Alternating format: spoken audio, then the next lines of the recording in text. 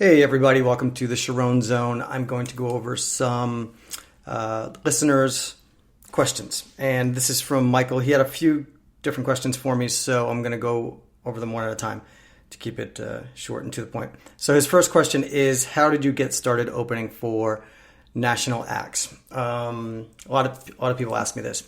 And so basically I was only doing... not only, but it was the way I was making a living was I was playing only solo acoustic gigs. I had moved to Nashville and desperately needed money because we were completely broke. And I would go to, come back down to South Florida, down to the Keys, play to make money, play on bar stools, and then I would go to New England and do the same thing during the summer, play a bunch of bars and restaurants. And it was, that I still think is the greatest way. If you can be a solo performer, solo acoustic or, with a keyboard or something like that, or do it as a duo, if you have a guitar player that you can, rely on and do a bunch of gigs, that's great too. But I really think that's the best way to cut your teeth and put in your hours and really just learn and make money at the same time. So that's what I was doing. So when I say I was only doing solo acoustic gigs, that means I was not playing any band shows at this point. And I was playing 5-6 times a week to make a living. And I was in New England, and we were about to fly to Key West so that I could do a week there, playing solo acoustic at Margaritaville. And I had booked this place called Indian Ranch, which is a place that I play now all the time, and I've opened for Willie Nelson and Charlie Daniels there, Bret Michaels a bunch of times, Big and Rich, Eli Young Band. So I got the opportunity to perform on the side stage, or the backstage. They've moved it, and now it's kind of further away from the main stage. But at this point, this was like 10 years ago. 9 years ago, something like that. So I had no idea what to expect for this gig because someone else had booked it for me. And usually I book all of my own stuff. So I get there, and it was to play on basically around the picnic tables, when people are having lunch, before the main stage opens. Kind of it's almost like an audition stage. So, if you do really well there, then they take some people and they invite them to come back and open on the main stage for national acts. So, definitely I would suggest looking for venues that do just that, that give people a chance to, and these are free shows. I keep talking about free shows and people freak out. It's so controversial. And they're like, I never do free shows. I would never pay to play. I would never do this. I would never do that. And listen, how can I say this? Take into consideration who is telling you this, because I don't know of anyone who's really successful who hasn't done things for free. It's always the people that are kind of still stuck in the same rut that they were 20 years ago that are saying, I would never do anything for free. And it just might be that you're stuck in that rut, or you're stuck still playing at very, very small places, and your career won't take off because you won't invest in yourself. When you do stuff for free, or obviously if you pay to play certain things, it's an investment in yourself. So, having said that, this is something I was doing for free. I was going to play in front of 50 people while they were having lunch on the corral stage is what it's called. So to make a long story long, I went, and the person that booked it had given me the wrong time and the wrong information, said that I didn't need a PA. So I pull up, and this place is huge. I don't know if you ever saw a Crazy Heart movie with Jeff Bridges, but it's just like that. Like, there's a scene where he pulls up in his truck with his amp and a guitar, and he's going to open for the big national act, and they're like, "Where's your buses?" And he's like, "This is it, my beaten down truck." So there's thousands of people at this venue, so it was very intimidating. So I go to so here's the thing. It was a CLINT Black. He was headlining the show. So I go to play next to play next to the picnic tables, and I was late, so the stage manager was not very happy with that, and I had no PA, so we were all very freaked out. So long story long, I took an opportunity and I jumped on it. So we were freaking out because we didn't have a PA and I was late. So I was like, what am I going to do? So I just I grabbed my guitar, put it around my neck, pulled the sound hole cover out, and just started playing with no PA and straight up acoustic. Just started walking around to the ladies and gentlemen, and I would sit on the picnic table and I would invite people to sing along. And it was cool. It was fun, people really liked it. It was even more personal for everyone. So this story is like a movie. So literally, I'm doing this for 10 minutes, and John O'Laughlin, who is a dear friend of mine now, he was the stage manager, and he was the one who was aggravated because I was late and I had no sound system. So he saw me do this. I did it for like 10 minutes, and he calls me over, and I thought I was in trouble or something. And he calls me over and he's like, "Tim, do you want to open for CLINT Black?" I said, "Yes, I do, John." He goes, "Look over there. You see those stairs? Run up those stairs, go out to the stage, plug in sound check. You've got 3 minutes to get up there and be sound checked." And then he's like, and then you have 15 minutes to play whatever you want. So I had flip-flops on because I thought this was the most laid back gig ever. So literally I run up those stairs to that backstage area. Now that I've been in that backstage area probably 50 times as a guest or as the opening act. And I run out there and I start sound checking, and I'm sound checking in front of like 2,000 people at least. And then I always tell people, always have like a 3 or 4 song arsenal, which are songs that you can play in your sleep, that you've been playing since you were 2 years old, that when you get an opportunity, or you're going to go, jump in and sit in with someone or whatever, if you get an opportunity, you've got 3 or 4 songs that you just know that you can crush and not have to worry about the song, not worry about picking what you're going to play. Like, you already know. You have this little mini set list in your mind that you've done a billion times, and that's what I did. And that frees you up to perform a little bit more, interact with the audience a little bit more, because you're not worried about the technical aspect of what you're playing and what you're doing. So, that was it. That's how I started to open for bands. So for national acts, I was super mega prepared from years of playing solo acoustic gigs.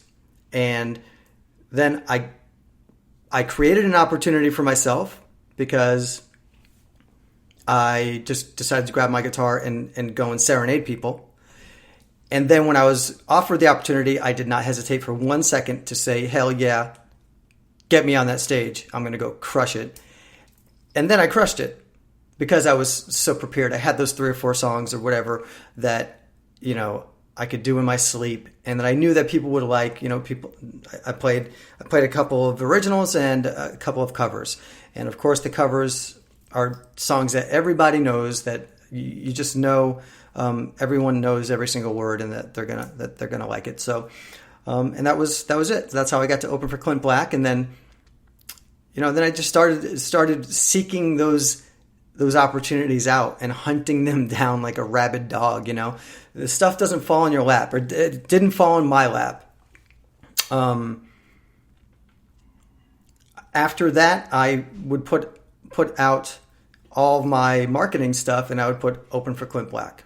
And then they invited me back, and we opened for Jerry Jeff Walker, full band on the main stage. And, it wasn't the biggest show, but, establishing relationships with people is so, everyone says, oh, you have to network. And you do have to network, but it's more of establishing relationships with people and being professional so that those people know that they can trust you. And that really is the key. It's not really like who you shake hands with or who you get their business card. It's who you follow up with. It's when you work with somebody, are you over prepared? Are you overly gracious and nice and easy to work with? That's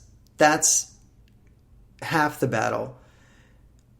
And 45% of the battle is, or I should say maybe 95% of the battle, is doing a great job and being very professional so that those people can trust that if they call you with another opportunity, that you are just going to be really great to work with, easy to work with, that you're just going to jump in there, you're going to do your job great, you're not going to cause any issues, you're not going to show up late, you're not going to get drunk on stage. Just all of these things are super important.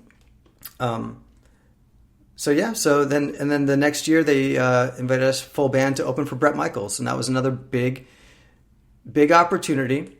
And I prepared for months for that one show.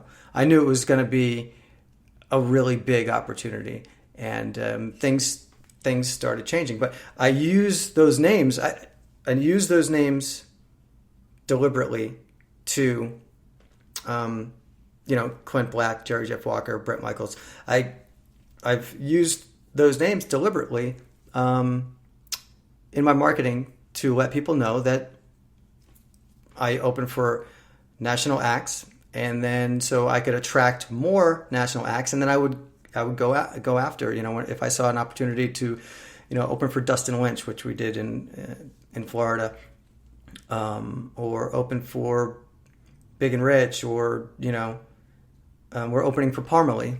I've been, I keep on top of things and really go after them like a rabid dog, because these are high leverage gigs. Every one of the names on the list of the over 30 national acts that I've opened for me is like money in the bank. I can use that, or you can use that when you start doing them. You don't have to go like pin it on your forehead and tell everybody that, oh, I've opened for this person, I've opened for that person. I mean, putting it on your marketing, on your business card. I have on the back of my business card, I have a list of people that I've opened for: Willie Nelson and Bret Michaels and Charlie Daniels and Big and Rich, on postcards. So on a lot of your marketing stuff that venues are going to get, then you should put that you've opened for these people, because it's social proof. Once you start opening for people, let people know, then they will understand. The venues and the bookers will at least think, well, let's give this person a shot because they've opened for these big national acts. Then you go in there, and again, it's all about showing up and being a cool dude. It's all about showing up, not being too like in people's faces or talking their faces off, or don't be high maintenance, be low maintenance, be easy to work for, easy to work with, especially when you're the opening act. You want to be kind of like to the venue. You want to be kind of, in a way, invisible. Like you don't want to cause them any more work or any more you want to be very fluid. You want to be very agreeable. You want to be. We went through a lot this summer, so we did some big festivals. We opened for Maddie and Tay. We opened for Randy Houser. We opened for Ronnie Millsap. We opened for the Wailers, and we opened for Fastball, the band Fastball. And these shows, we had a lot of, we're gonna move your time. We're gonna shorten your and Charlie Daniels. We're gonna move your time. We're gonna shorten your set. We need to not give you a sound check. You're gonna have to go line check in front of 3,000 people. Like all of these things, and you don't have to. I was gonna say you have to, but it's up to you. You should look at them and say, okay, no problem. Literally, I would tell them, look, we're just here. We're here to work around your schedule and the National Act schedule. We just want to be easy to work with. It's totally cool. If when we opened for Ronnie, I think it was Ronnie Millsap, we were playing 2 sets that day. We're opening for Ronnie Millsap in the morning. The first set was like 1:00 in the afternoon or something like that. And then we're opening for Maddie and Tay in the evening. And our first set was supposed to be an hour, and we only got to play 4 songs. So it was like 10 minutes. But the venue explained it to us, and they were like, hey, this is what's happening. We have to move it around because of logistics and this and that. Also, the Randy Houser show, which was the next day at the same festival, same fair. We played our first set, and then we were going to play another set, and Randy Houser was going to come on. Well, we were back in the RVs relaxing, and they one of the crew comes running in, and they're like, hey, you guys have to be on in 10 minutes. We're supposed to be on in like 2 hours.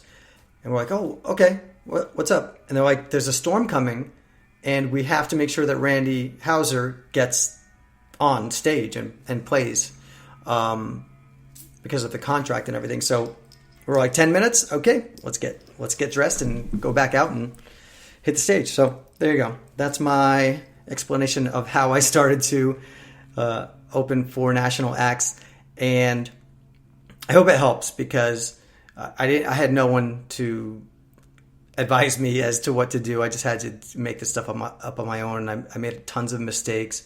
And after 10 years of doing this, it's been amazing, and I feel like I've learned a lot of what not to do and what to do. So take those things and let me know if it helps. I really hope it does, because like I said, I didn't have anyone to advise me or guide me through this stuff. So if I can do that for you, it'd be great, because I want everybody watching and listening to this. If your dream is to be like my dream is to be a professional musician and have a great fan base and play these big, huge shows and have people go crazy for your music and celebrate your music and have a music career that you can really be proud of, I want you guys to do that. I want you guys and girls to feel that and to have that pride of building your career and having these amazing shows. It's the most amazing thing in the world. I thank God that I get to do it, because it's the most amazing thing to me.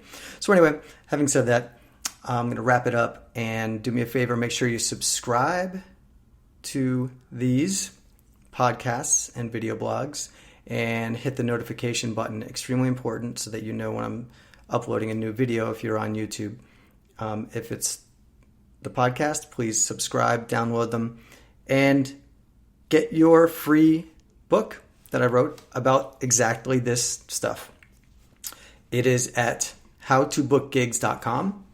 Super easy. Just put in your email. It'll send you the ebook, and it's a quick read, but it is 10 years of opening for national acts and building up my fan base and building my career in touring and all of that, all condensed into this one little mini booklet, so to speak. So, howtobookgigs.com.